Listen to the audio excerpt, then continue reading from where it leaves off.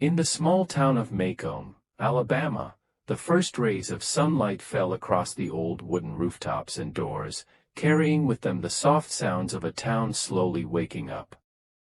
Children's laughter echoed from a street corner, where Scout Finch and her brother Jem were already up and running, ready for their tiny morning adventures. Scout watched the dewdrops glisten on the leaves and imagined that each drop held a tiny magical world, one that only children could see.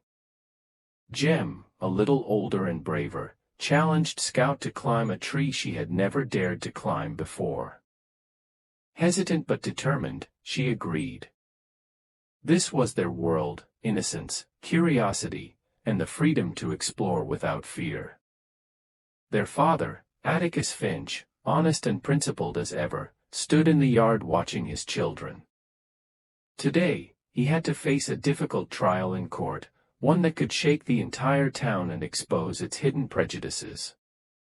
But Atticus, calm and steady, taught his children that real courage was not loudness or aggression, but quiet determination guided by conscience.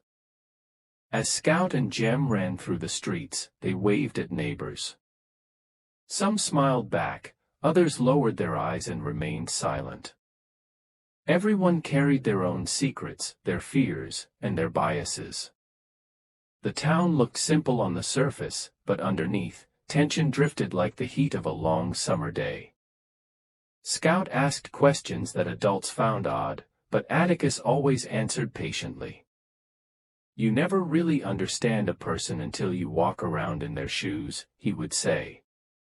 "Courage is knowing you're licked before you begin, but beginning anyway and seeing it through no matter what." Scout nodded, though she didn't fully grasp the depth of his words. Her mind was more occupied with climbing trees and thinking about Boo Radley's mysterious house. Boo Radley's home was always dark and silent. The children invented stories about him, some frightening, some sad, all imagined. Scout and Jem decided they would discover the truth themselves. As the morning grew brighter, the townspeople gathered to exchange whispers and rumors, all focused on one thing. Tom Robinson, a black man, had been accused of a crime he did not commit, and Atticus Finch had taken up the task of defending him. Scout could feel the tension, even if she didn't understand it completely. At school, children repeated the hateful things they heard at home. But Scout and Jem stayed loyal to their father's values: honesty, fairness, and truth. For the first time, Scout realized the difference between childhood innocence and the harshness of the world. She saw an innocent man being wronged, and a strange mixture of sadness, anger, and a desire for justice filled her heart. That night, Atticus gently explained to her that the world was often unfair, but hiding behind fear or silence was never the answer. Real courage meant doing what was right, even when it was difficult. As the sun rose higher, Scout and Jem crept toward the Radley house.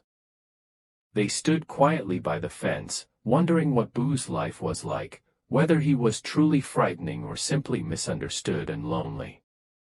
In that moment, Scout began to understand that courage wasn't only for grown-ups or courtroom battles, it was also in facing the unknown, the misunderstood, and the things that frightened her.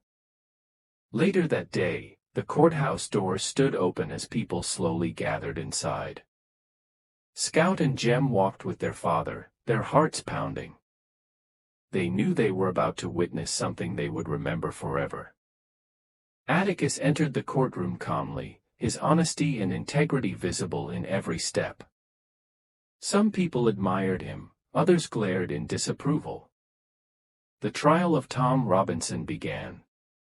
Scout and Jem watched as their father fought for truth in a room filled with prejudice.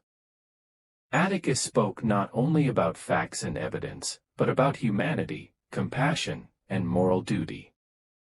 His words touched the hearts of his children. Scout realized that true bravery wasn't physical strength but standing up for what was right, even when the whole town stood against you. Every moment in that courtroom was a lesson.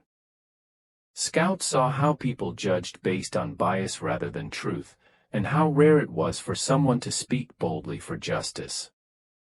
Jem whispered, "This is real courage, Scout. Not a game." Scout nodded quietly, storing the lesson deep in her heart. Throughout the trial, Scout saw an unbreakable resolve in her father's eyes.